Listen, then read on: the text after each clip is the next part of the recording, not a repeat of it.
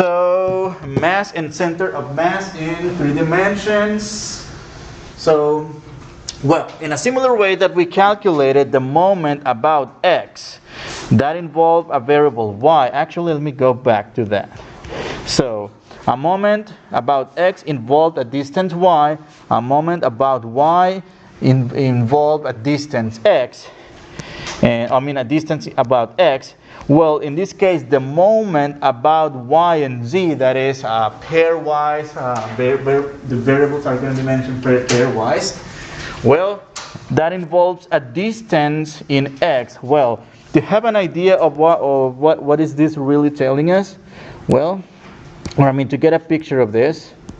So we have a 3D space, and we have the YZ plane, and the YZ plane is the plane or the region spanned by, it's basically this wall, right? This wall, which is y and z.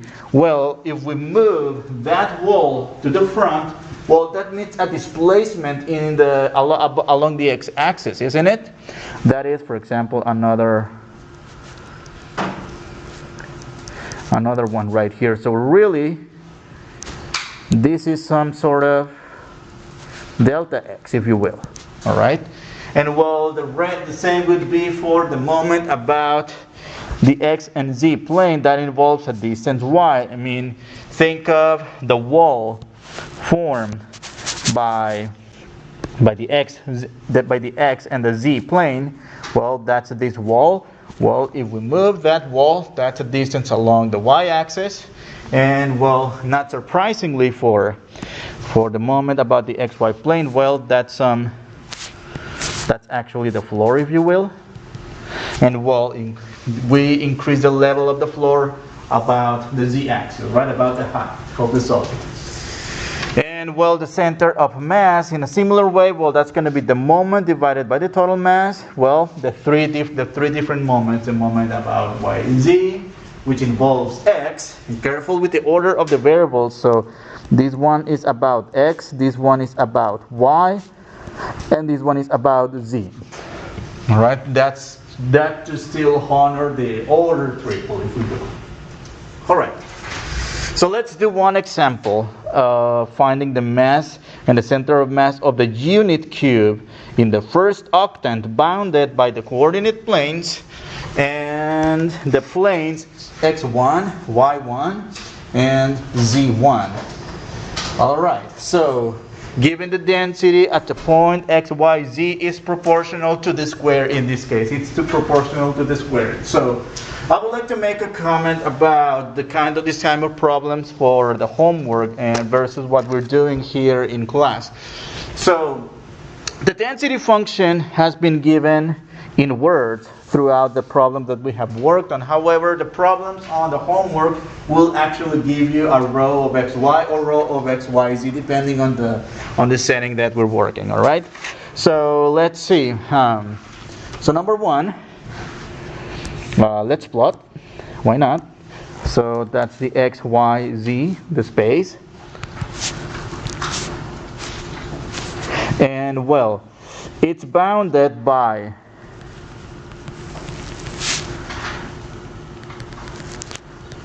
the coordinate planes. All right, and the plane x equals to 1. This is the plane x equals to 1, and this is the plane y equals to 1 right here, and this is the plane z equals to 1, the one that forms the box, and that gives us the unit cube. All right. It's not a perfect image, but at least it gives us an idea of what this is about. And well, they're telling us that the density rho is proportional to the square of the distance between the origin and any point. Well, so that means that rho of x, y, z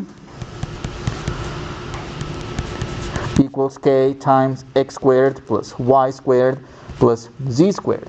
Now, given this density function, this is telling us that that this box will be heavier around this corner than closer to the origin, because check the density function. I mean, increase x, increase y, increase z, that increases the density, and therefore that's going to make that corner a lot heavier than the origin, than the side of the origin. So let's set up the integral and see if we can well, actually we are going to set them up and I'll give you the answer. So I mean, because these integrals are again to integrate polynomials, x squared, y squared. So instead, let's just set up the integrals, which is the most important, and then, well, give the answer. So all right, so m.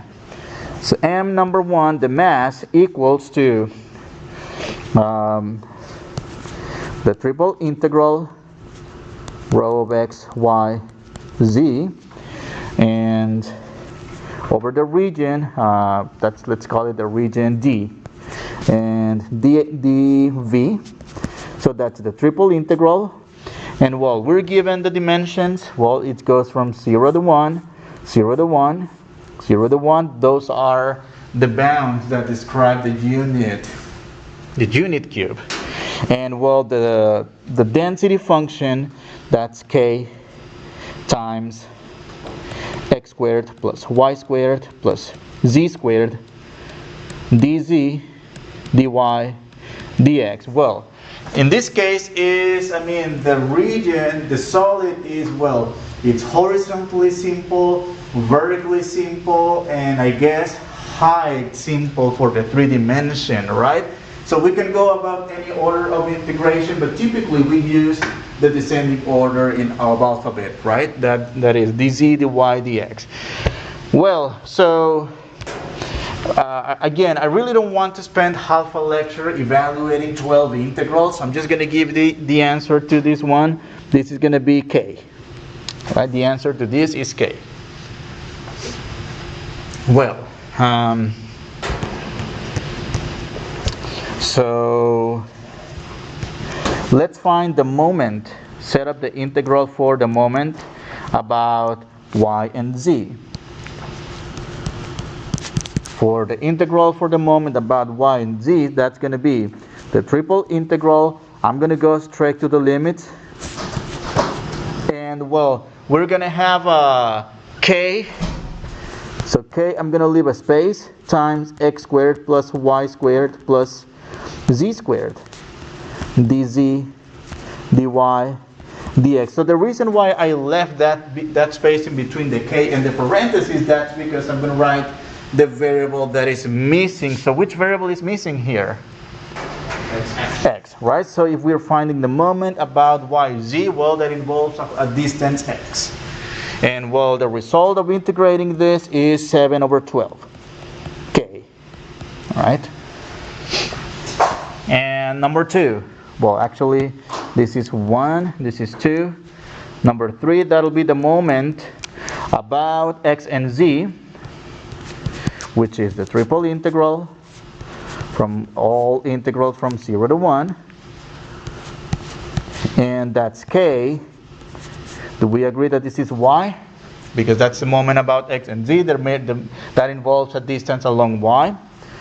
X squared plus y squared plus z squared dz dy dx. And again, this same integral is also 7/12 k. Number 4, the missing moment. So that's the moment x y, right? Which involves a distance about z. And all triple integrals from 0 to 1, I mean all the 3 integrals,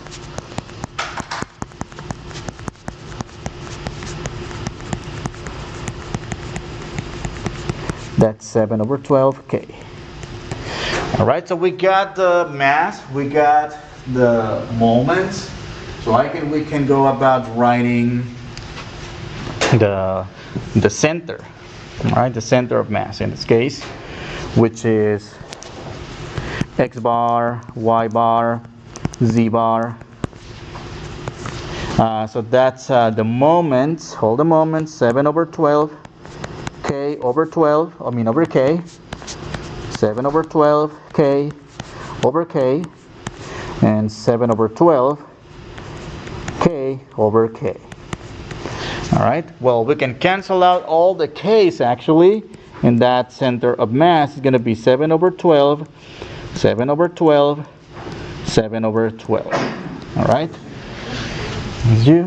So this makes sense. I mean, again, why does that result make sense? Well, this is a cube, this is a box, and its length, its height, or its width, whatever side you want to take as a reference, divided into 12 pieces together. Well, so it looks like 7 out of 12 is a little bit more. So this is 6 out of 12, right? This is 1/2. So 7 out of 12, it's the center where we will have to pin the cube to keep it in balance if we want, right?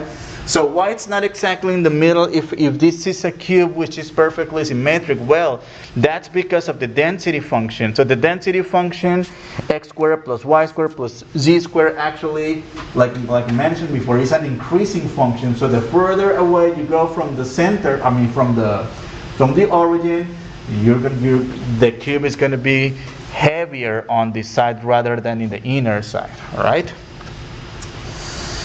And let's see,